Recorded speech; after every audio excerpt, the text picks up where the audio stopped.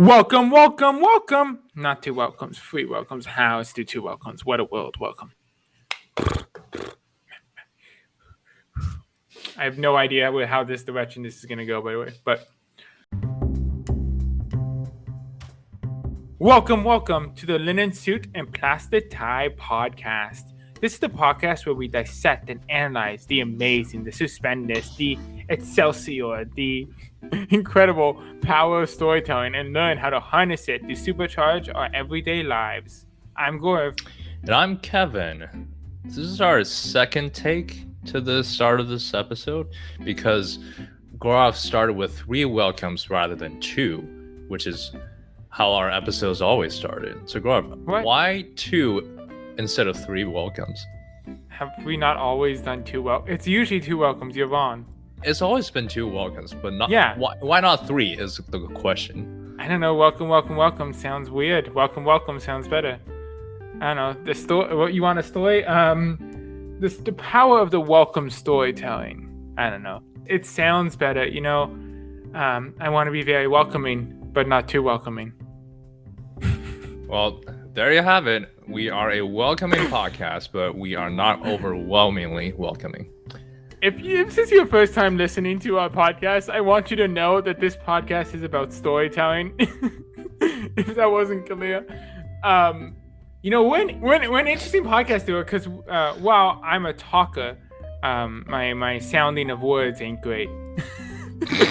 I grew up, when I was a kid in elementary school and middle school. I think I had a speech coach because I had trouble with words. Like my R's sounded like W's and things like that. I had trouble like speaking clearly, and I still do, like especially when I'm nervous or when I'm talking really fast.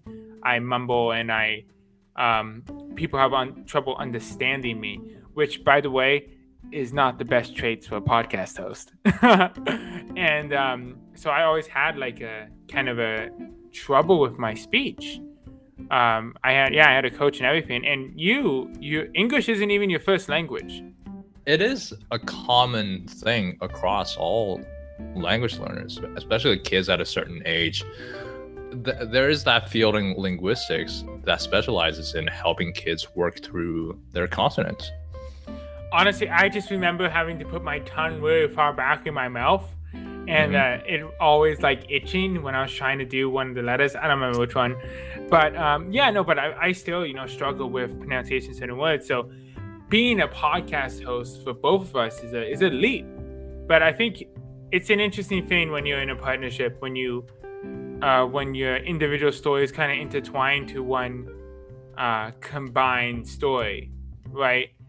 And I think that's one of the cool things about our partnership is we both have very unique styles. We both have very unique impediments, and we both have very unique overall skills, and it intertwines to one cohesive story because partnership storytelling is very different than telling your own individual story. And speaking of partnership, today we are talking to a very exciting duo in podcasting as well and in content creation. Today we are talking with Kinsey Grant and Josh Kaplan. Kinsey is right now the host of the Thinking is Cool podcast, and she has also hosted the Business Casual podcast. And Josh, together with Kinsey, have co-founded Smooth Ops, which is a company that help content creators operate and scale their businesses. So we're going to talk to the two of them about content creation, the creator's economy, modern storytelling, whatever that means, and a lot of great stories and insights. So let's get to it. Today we are so happy to be joined by Kinsey Grant and Josh Kaplan, who Gaurav and I are huge fans of, and they have such amazing and interesting stories and insights. I will tell you about their stories, but I should really leave it up to them to tell their own stories. So our first question goes out to each of you. Can you tell us a little bit about yourself? What is your story, respectively? Well, I'll go first. Hello. Thank you so much for having us. I'm Kinsey, as anybody might have guessed by the sound of my voice. I don't exactly sound like a Josh. I'm Kinsey. I am the host of the Thinking is Cool podcast, and I also write the Thinking is Cool newsletter. I am a journalist. I am a New Yorker. I'm somebody who is in my late-ish 20s, almost late 20s.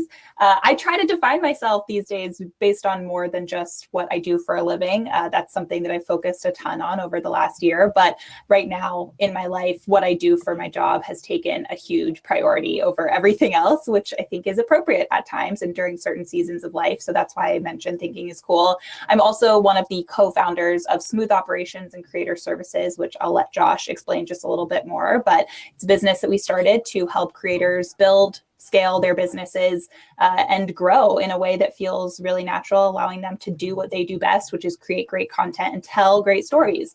So we are big fans of high quality content creators.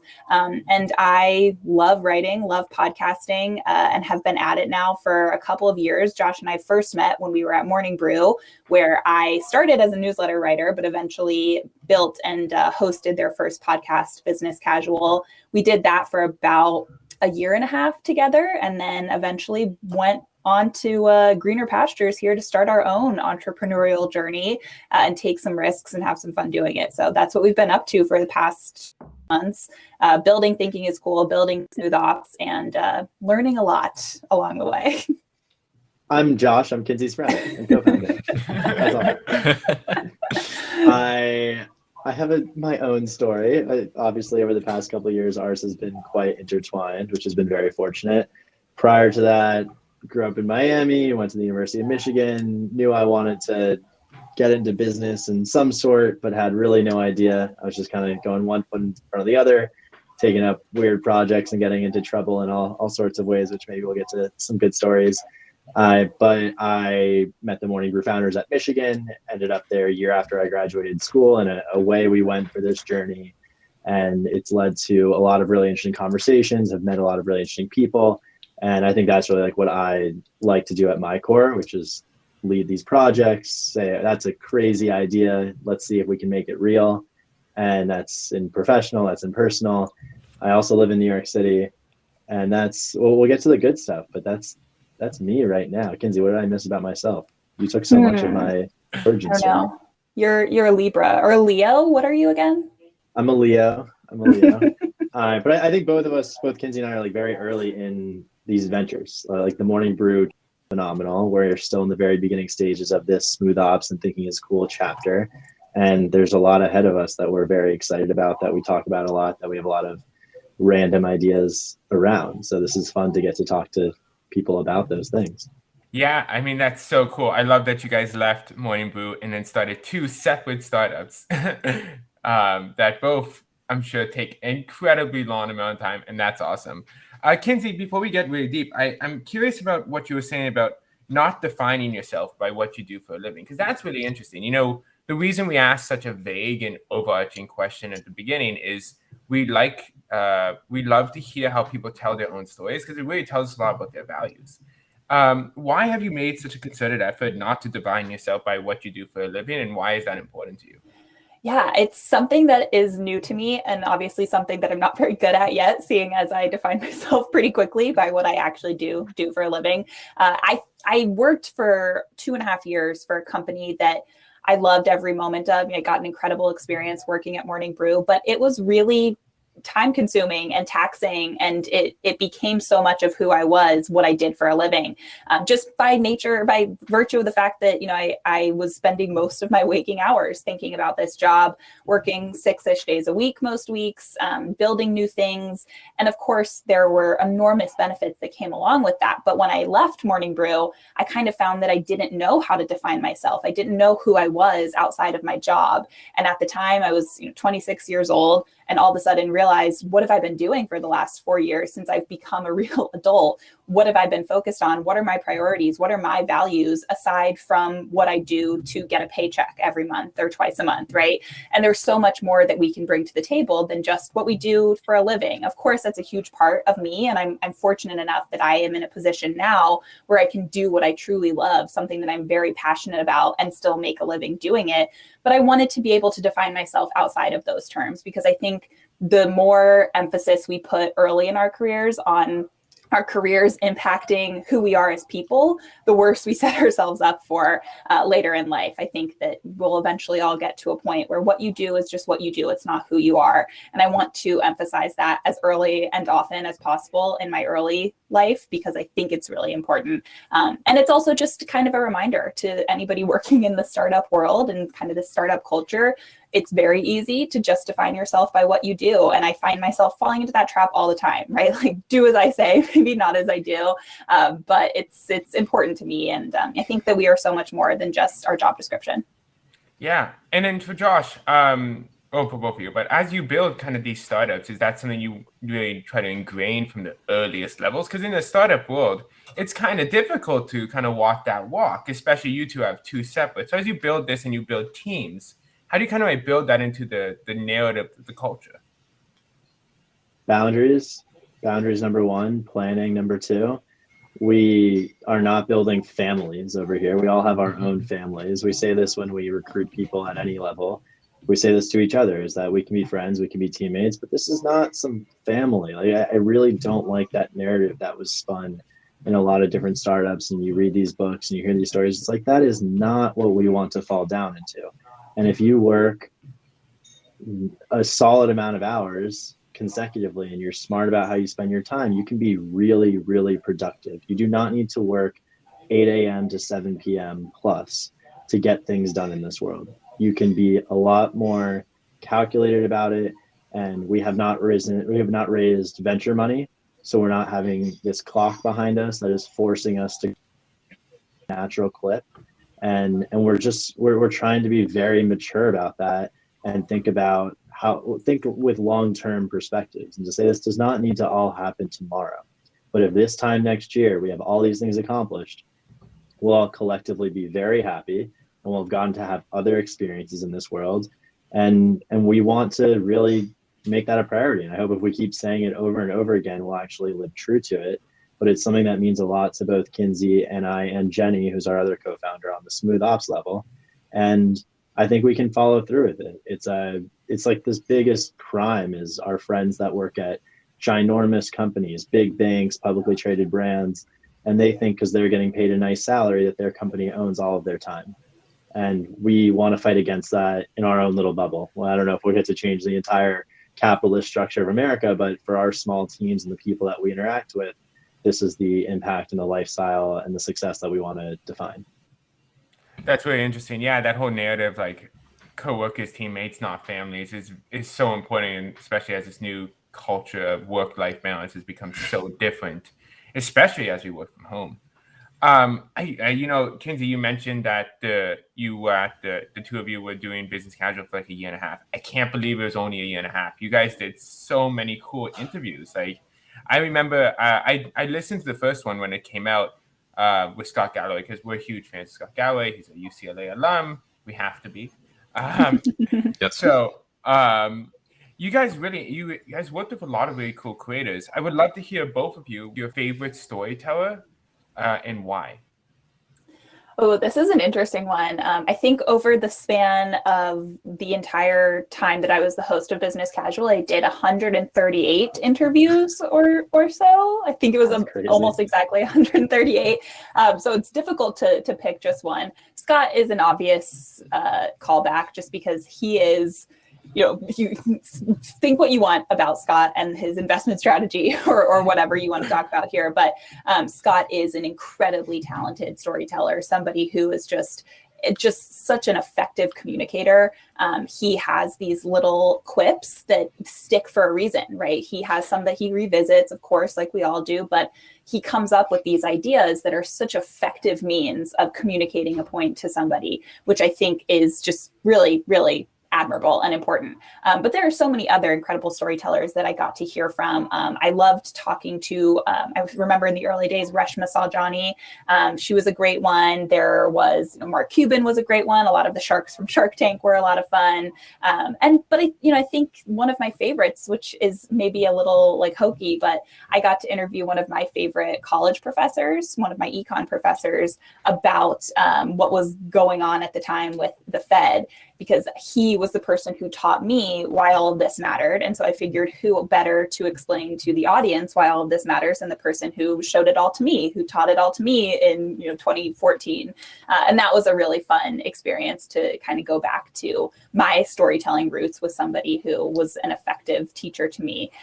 Those were some of the highlights, but it's cool to hear anybody's story. I'm a firm believer that everybody has a story to tell. You just have to put them in the right frame of mind to feel comfortable telling it. Everybody has had an interesting life. I believe that 100%. And it's just getting people to feel comfortable enough to share that with the world. I think we had a very similar experience too when we've interviewed a couple of times one of our favorite professors who we know quite well. And they were just so chaotic because we knew her. And it's like trying to frame it, trying to keep the structure is really difficult. Yeah. So Josh, I'd love to hear from you as well throughout your experience, favorite storytellers, lessons. There were a handful of really big names that were interesting. Eric Schmidt, Reed Hastings, Barbara Corcoran, and you get on with them. And especially because 3 of those that I mentioned were remote. They were during COVID. So we're still in COVID. You're like, they're just at home fumbling with Zoom and they're real and they're doing their thing and they're smart and they're successful, but they're still just humans.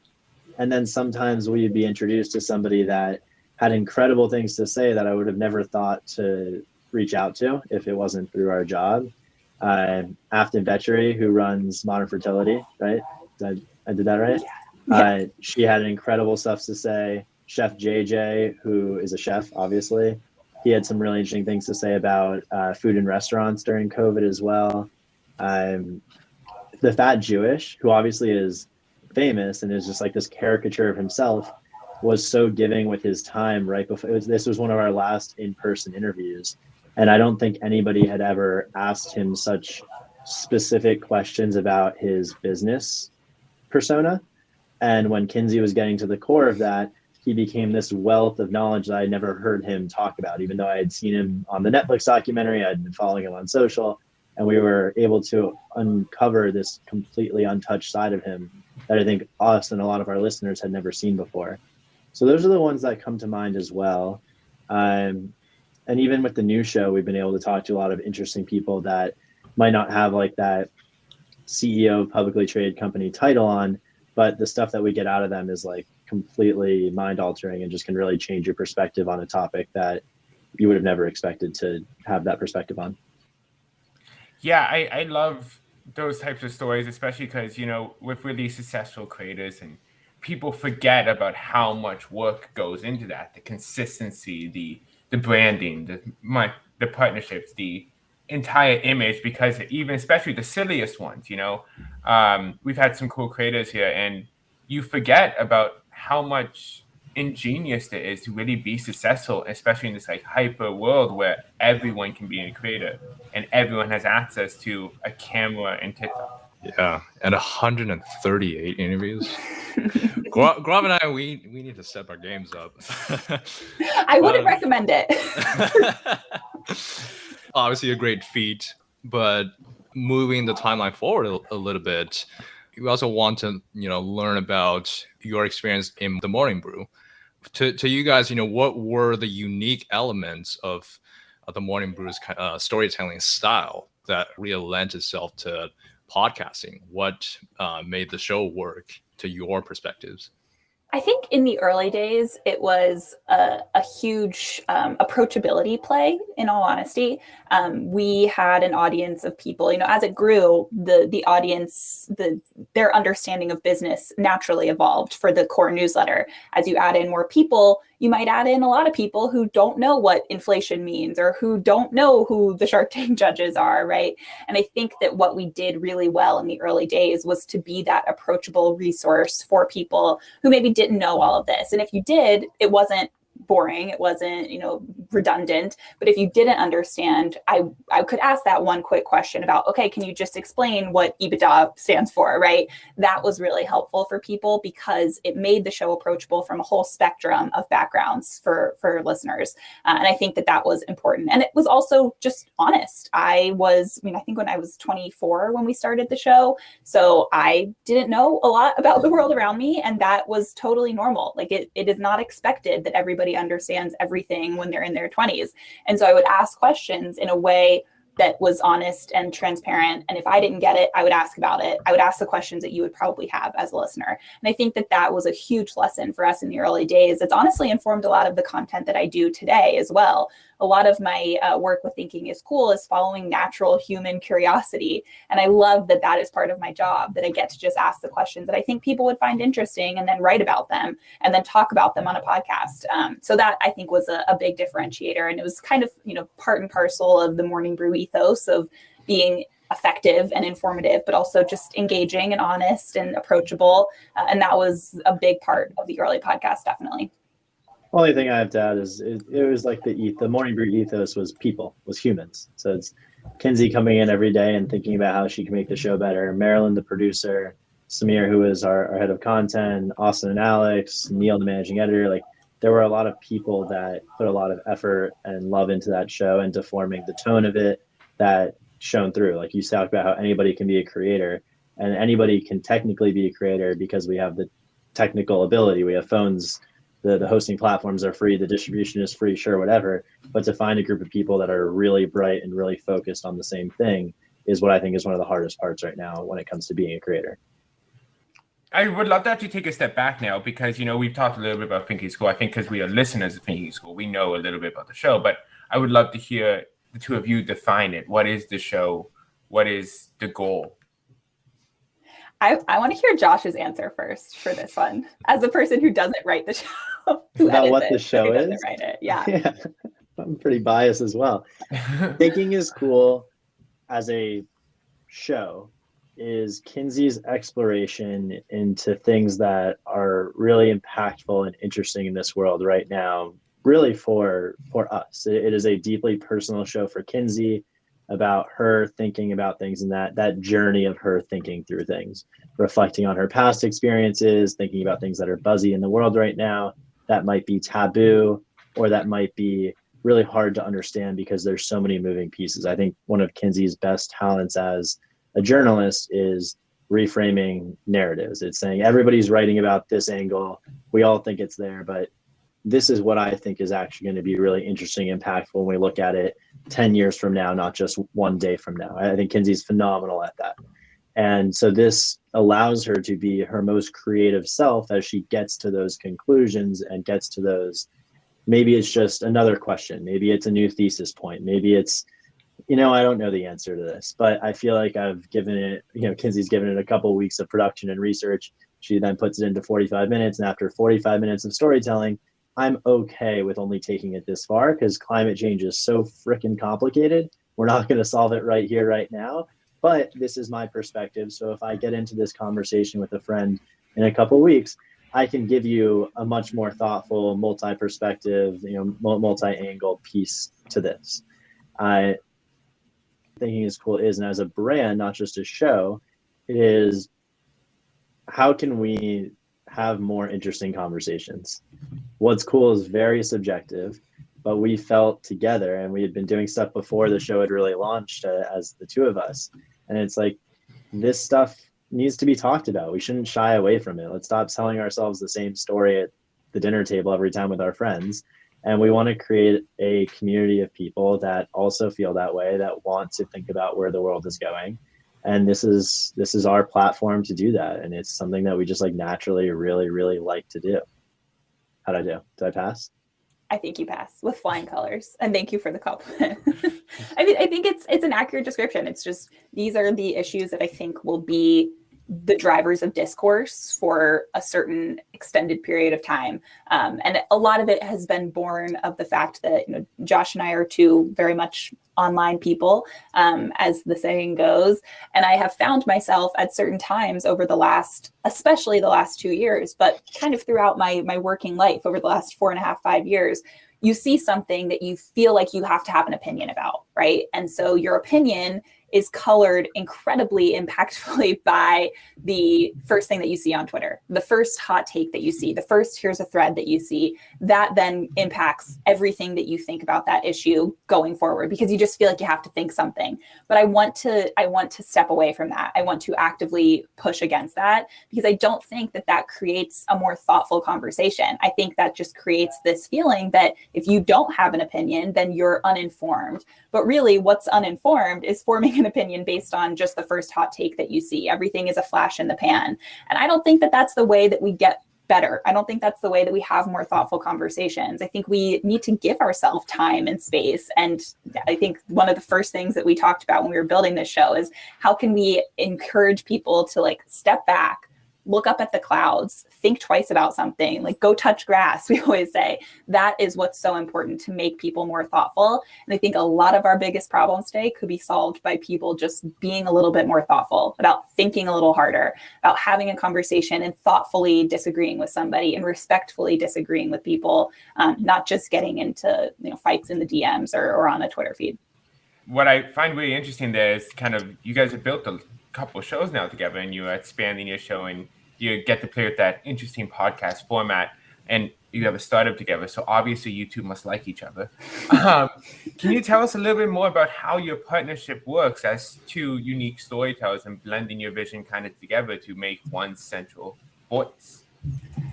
I think if I had to boil it down to one concept, it's just trust. I really trust Josh, not only with finding a lawyer and accountant, but also with pushing me to be the best storyteller that I can be. I know that Josh has experienced a lot alongside, as I'm going through it. He's the one helping me through a script or through an outline, or pushing me to think differently about something, or even saying this doesn't really make a whole lot of sense. Can you go a little deeper? Can you explain this a little bit more effectively? Can you make it more personal? What do you feel comfortable pushing here? What do you feel comfortable taking out here?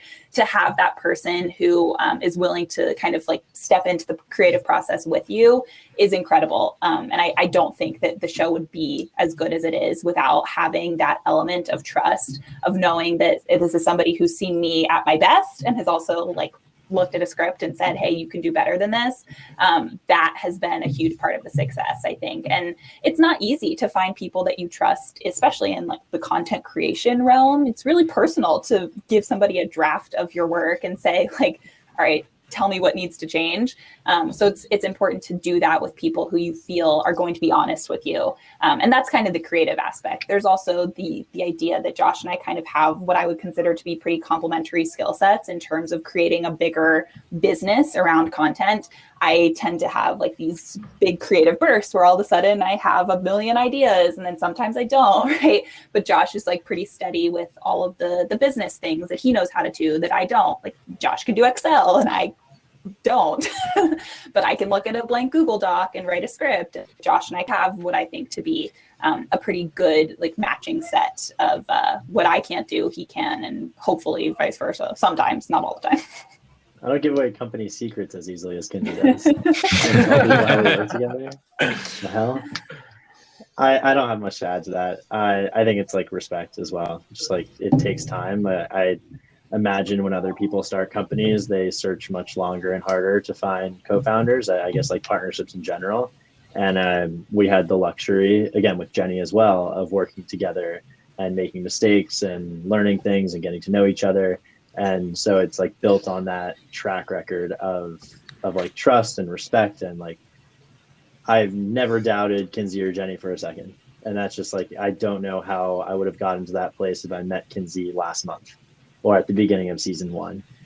So I think we're very fortunate to have had that Morning Brew experience and to get to work with each other and then to get to do this.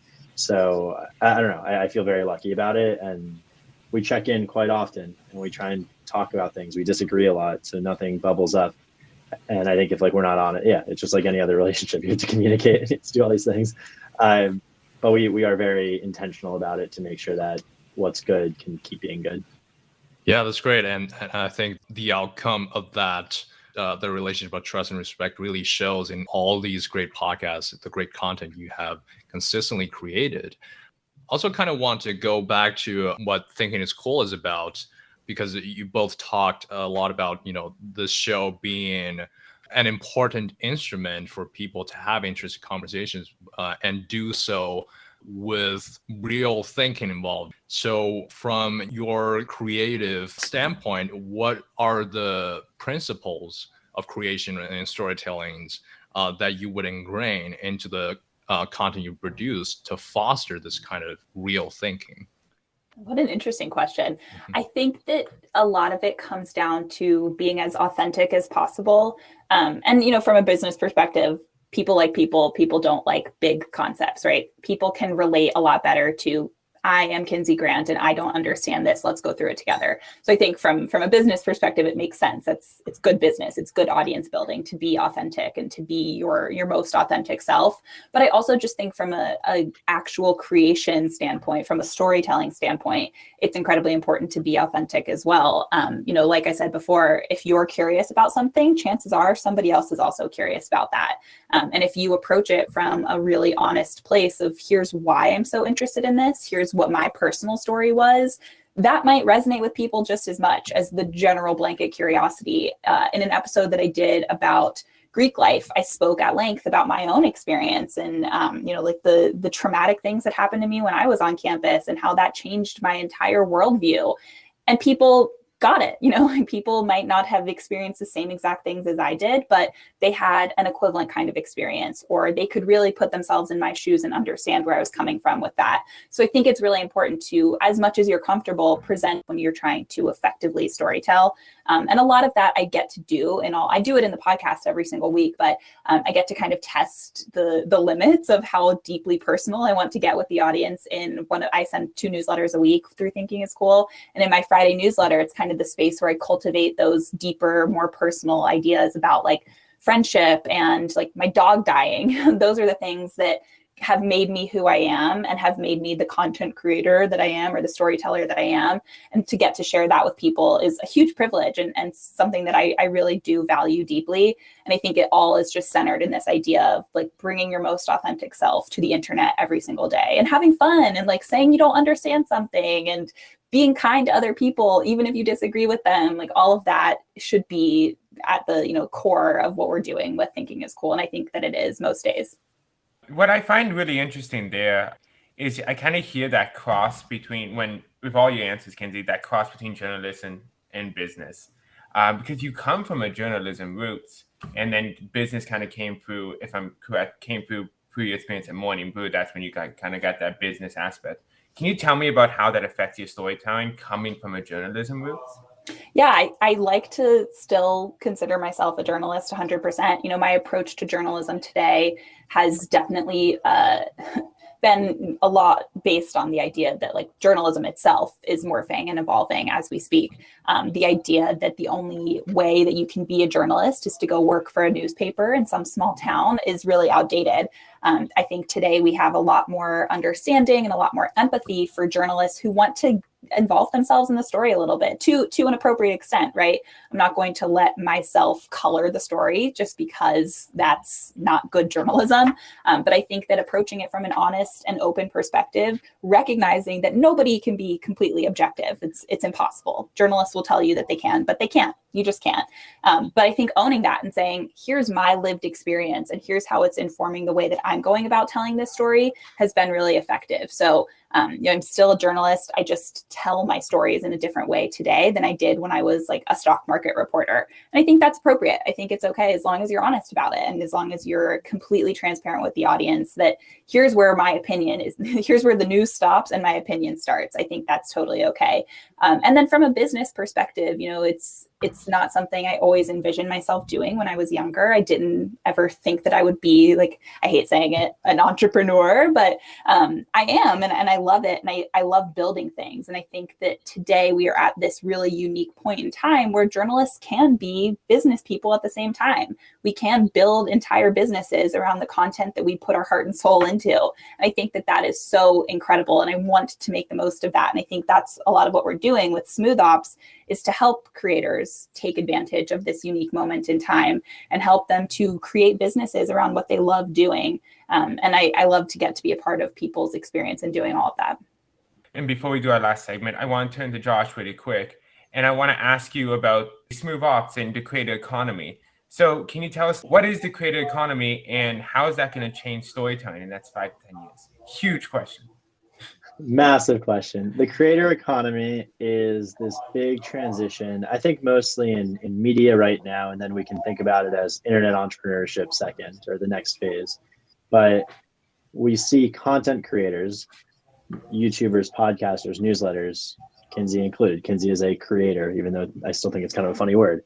And it's those storytellers, those people creating digital content or just content in general, used to work at a media company, where by and large, they were a cost of the media company. And I think with the next generation of social media and what we're talking about, where the barriers to entry to creating and distributing content are so low, the content creator can now retain ownership of their content and their financial upside. I think that is the creator economy, is taking that version of independence and saying, I can do it. I don't just have to work for somebody else, and I can do it on my terms, and I can choose what the show is and who to interview, etc. And there are so many tools that are making this more available, and there's so many more people that are becoming interested in this type of career path, which I think is inevitable and super interesting. Where we've decided to insert ourselves is to help build creator businesses. As much as technology and these platforms and whatever other tools are there, if creators want to build significant businesses, I'm talking 5 million plus a year, hopefully much, much more than that, but I'm saying millions of dollars, they cannot do it themselves at a producer, a manager, a whole list of people. And we are in the business of helping build those businesses. So Thinking is Cool can have certain services that we provide because it's a very early stage show. We've had 2 seasons and 20 episodes. We've barely scratched the surface of what we can do and what Kinsey can do. And as it grows, I can see it getting its own editorial assistant, its own general manager, and operating as a fairly independent company that Kinsey is the majority owner and leader of. And then as Smooth Ops, we're there to help strategize, advise, operate, get in there. And we're working with a couple other creators already to do that, where we say, we want you guys to own the majority. We don't want you to be fully reliant on us like an agency. We want to build a company that can grow. And that's why we want to have equity positions. We want to be long-term partners. But that is what we do. So we have a team of operating associates. We have a team of brand partner managers who do a lot of the media sales and ad sales. And just one creator at a time, we're learning more and more about how we can do this better. And there's a whole world out there that's exploding. What I love about what you're saying in Smooth Ops as a whole is you're not trying to like just duplicate the agency system. You're making something completely new for the creator economy. Understand the unique aspects of certain creators. Understand that there's so many different revenue streams. You're doing this in a very non-cookie cutter way and just kind of learning as you go. And I think that's really interesting and inspiring.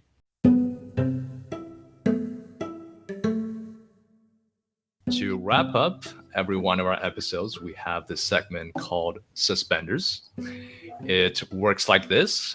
We ask you a fun random question that's unrelated to anything, and you can give us any fun random answer you feel like. You both get to answer this. Our question of the day is, what would be your first question after waking up from being cryogenically frozen for 100 years? Oh man. Oh my gosh. I can't pick. I have like 4 that popped into my head immediately. The first one was how big is the gender wage gap? Don't know why that came to me first. And then like, what's the status on climate change? Feels important. Am I cryogenically frozen at this age, at 26? Yes. I'm going to say yes. Honestly, like, where's my family? Probably would be my actual first question. Like, are the people I love also there? Also cryogenically frozen. How would you ask though? Are they there? I don't know what the answer to that would be. Like, yeah, your grandchild is older than you in the next room. I don't know if I would want. That's if you didn't have possible. Anybody you loved 100 years from Well, now. if I'm frozen still right there. now, I've got no children. If I've got no children, all my friends would be dead. So I'd have like great nieces and nephews, I guess. This is a tough one. This is a tough one. You've clearly thrown us for a loop here. I don't know. I think the next 100 years are going to be crazy. Like my grandpa, who's 93, is always like, the world looks a lot different than when I got started. And I was like, yeah, that's a lot of years from now. Things did look different when he grew up in the Great Depression and fought in Korea. So I think we have no idea. I just want to be like, what's going on? What does the world look like is what I'd want to know. Like, are we in space all of a sudden? Like, what's going on with stuff like that? What's the price of Bitcoin? That'd be another good question. I have all the good weak ones. I think I'd probably want to know about my family and friends and then space. That's my final answer, which is 3 answers, but that's what I'm locking in. I love the Bitcoin question. That's really interesting. Yeah, no, both of yours are so deep. It's way too deep. I probably would ask something like, are NFTs still a thing? And how? We'll be on to Web 6 by then. Well, thank you both so much for giving us your time. This was an incredibly interesting conversation, and I think we learned so much about storytelling and brand creation and even the creator economy. So I really, really appreciate both of you. Thank you so much for having us. Thank you. This was great. Everyone should like and share the episode. Share it with all your friends. Get the show to pop off.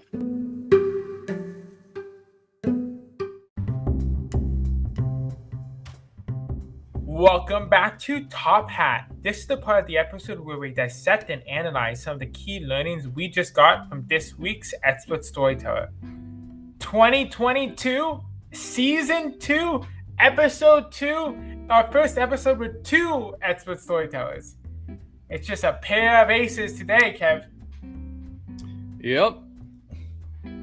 That was some great riffing on what I said, Kevin. I mean, it's great. It's great. And it's the back and forth. That's what people come for. It's doing a great job. Yeah. So today we had Kinsey Grant and Josh Kaplan. They're a podcasting duo. It was so interesting, Kev. You know, this is the first time we've interviewed 2 people, and they're also a podcasting duo that, you know, have told a lot of great stories over the years. And it was really cool to listen to 2 people and see how kind of their unique storytelling flavors and quirks and inspirations mold together to make one central story. So without further ado, let us get into our takeaways from this conversation. First thing first, and we've talked about this over and over again, actually, in the podcast, because it is that important, is that authenticity is crucial to storytelling for content creators, especially because in Josh and Kinsey's case, Think It's Cool podcast is one where they explore very different topics and foster real thinking. And the key to fostering real thinking and creating content that invite people to connect with is that you need to be able to share, you know, your authentic curiosity to certain topics or your authentic experiences, thoughts, and feelings. And that is what allows your audience to better understand and relate to you, is what allows them to connect with you and your content. We talk about, you know, storytelling being the vehicle of human connection. Yeah, and you know, I think one of the really important parts she talked about was this idea that she comes from a journalism roots, right? And it's such a huge part of her storytelling technique is asking these questions, the ability to ask thought-provoking questions, not just because she thinks an audience would like it, not just because she's trying to get a lot of views, but because she's genuinely interested. And that's something both that Josh and Kinsey do really well, is this idea of finding authentic storylines and things that they are interested in, things that they want to experience, things that they want to study. And it's something super important Kinsey talked about with Business Casual. Her first podcast was the idea of approachability, how important it was for that podcast not to just be interesting to the big business people because of all the cool guests, but also the people who didn't know much. And, it's something that's related to our show, Kev, is that we are very clear that we are not expert storytellers. We're not people who have mastered storytelling and want to share it. We're people who are genuinely interested in storytelling as a field. And we're meeting with these people who have mastered a subset or an interesting part of storytelling. And we're asking genuine, easy, approachable questions because we're just trying to understand. And I think that's such an important part of any podcast, is making it approachable, giving yourself the ability to ask potentially dumb and simple questions, just because those are the root to some of the most interesting conversations. This has been another great episode of the Linseed and Plastic Type podcast. If you like our content, please subscribe wherever you get your podcasts. Follow us on Instagram at LSBGpod, on LinkedIn, Linseed and Plastic Type podcast. Leave us a review or comment wherever you listen to let us know what you're thinking. We really want to hear from you. We really want to make you a part of our show. So reach out. We're excited to hear what you think. Have a great one.